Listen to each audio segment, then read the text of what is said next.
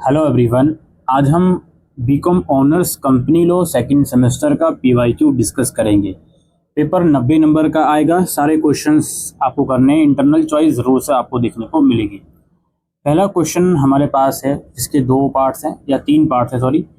Company is an artificial person created by law with a perpetual succession and common seal. Explain this statement with the help of relevant case law. तो ये तीनों जो features हैं इसको explain करना है law के साथ, पहले क्वेश्चन के ए पार्ट में। फिर है define producer company, state the objectives for which a producer company can be establish. तो प्रोड्यूसर कंपनी क्या होती है और किस पर्पस के लिए ये बनाई जाती है, ये भी आपको बताना है। सी पार्ट है what is public company, state the provisions for conversion of a public company into a private company. तो पब्लिक कंपनी बताइए और क्या प्रोविजन में ये कन्वर्ट हो सकती है। इसके इंटरनल चॉइस में क्वेश्चन है, ए पार्ट है इलीगल एसोसिएशन क्या है, इसके इफेक्ट बताइए इलीगल एसोसिएशन के। फिर है a company is in a law a different person all together from the members. Company जो है मेंबर से बिल्कुल अलग पर्सन है। Comment sitting the relevant case law. इस स्टेटमेंट को एक्सप्लेन कीजिए लॉ के साथ, केस लॉ के साथ। फिर है define subsidiary company, how a subsidiary company is different from an associate company. ये क्वेश्चन नंबर 1 यहाँ पे समाप्त हुआ। नेक्स्ट क्वेश्चन इसका ए पार्ट है who is promoter, discuss the duties and obligations of the promoter. Promoter of company क्या होता है, इनके ड्यूटीज और एप्लीकेशन बताइए। फिर है what is the doctrine of indoor management और state the exception to the doctrine of indoor management. फिर है Venkat limited has its registered office at Jaipur in the state of Rajasthan. For better administration and control, the company wants to shift its registered office to Patna in the state of Bihar. What formalities the company has to comply with under the provision of Companies Act 2013 for shifting its registered office? तो registered office का क्या provision है, क्या process है, ये बताना है आपको सी पार्ट में। इसके इंटरनल चॉइस में क्वेश्चन है, पहला पार्ट है मेमोरेंडम ऑफ एसोसिएशन डिफाइन कीजिए और डिस्टिंग्विश बताइए मेमोरेंडम ऑफ एसोसिएशन में और आर्टिकल ऑफ एसोसिएशन में। नेक्स्ट पार्ट है director of a company borrowed 5 lakh from mister Devavrat, they had the power to borrow such money but only subject to the ordinary resolution pass at the general meeting of the company. Is the company bound to pay the loan to mister Devavrat, give reason and cite relevant case law. तो loan जो लिया था इन लोगों ने, पैसे जो बोरो करे थे डायरेक्टर ने, क्या कंपनी बाउंड है पे करने के लिए, ये बताना है। फिर है what is doctrine of ultra vires, discuss the effect of ultra vires transaction. ठीक है जी।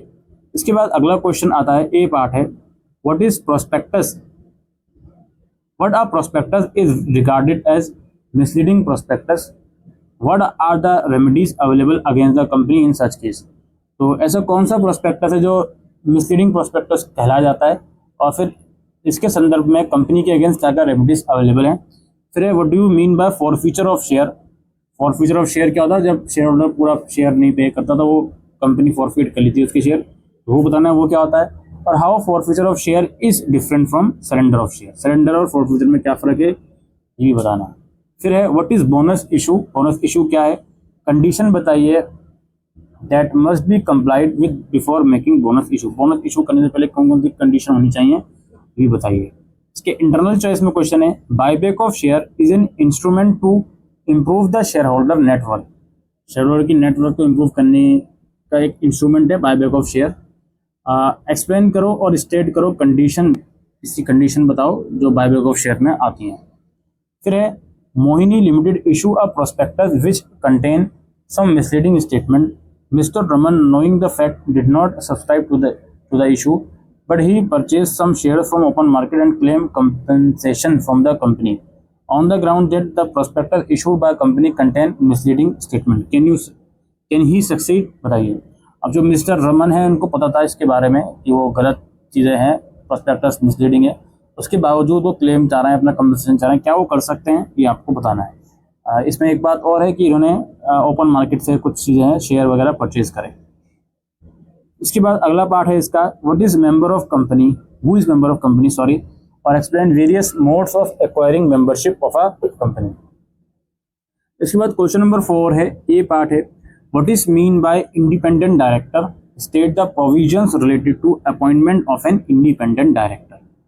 फिर है the directors are sometimes defined as agents, sometime as trustee, as sometime as partners.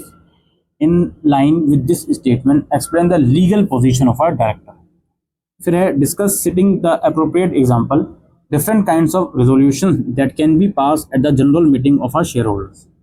इसके इंटरनल चॉइस में क्वेश्चन है, ए पार्ट है state the provisions of the Companies Act 2013 with respect to qualifications and disqualifications of directors, और distinguish करें ordinary resolution और special resolution giving example के साथ। फिर है who can call extra ordinary general meeting of a company, ये extra ordinary meeting कौन बुला सकता है, और डिस्कस करें various provision relating to holding of an extra ordinary general meeting, इसके प्रोविजन भी आपको बतानी है। फिर पांचवा क्वेश्चन है, इसका ये पार्ट है state the provision of the companies act with respect to reappointment and rotation of auditors, और बी पार्ट है पावर एंड कंपोजिशन बताइए नेशनल कंपनी लॉ ट्रिब्यूनल के, और सी पार्ट है प्रोसेस बताइए वॉलंटरी लिक्विडेशन एक कंपनी का under insolvency and bankruptcy code 2016। इसके इंटरनल चॉइस में क्वेश्चन है, ए पार्ट है सरकमस्टांस बताइए जिसके अंदर कंपनी जो है कंपल्सरी बाउंड करी जाती है नेशनल कंपनी लॉ ट्रिब्यूनल द्वारा, और बी पार्ट है क्या ऑडिटर जो है रिमूव कर जाता है before expiry of his term, उसके टर्म की एक्सपायरी से पहले एक ऑडिटर रिमूव करा जा सकता है, कमेंट करिए इसके ऊपर। और dividend once declared can not be revoke, dividend एक बार डिक्लेयर कर दिया तो रिवोक नहीं हो सकता, इसके ऊपर कमेंट करिए। तो ये दोस्तों PYQ था और एग्जामिनेशन पैटर्न था बीकॉम ऑनर्स कंपनी लॉ का। Thank you.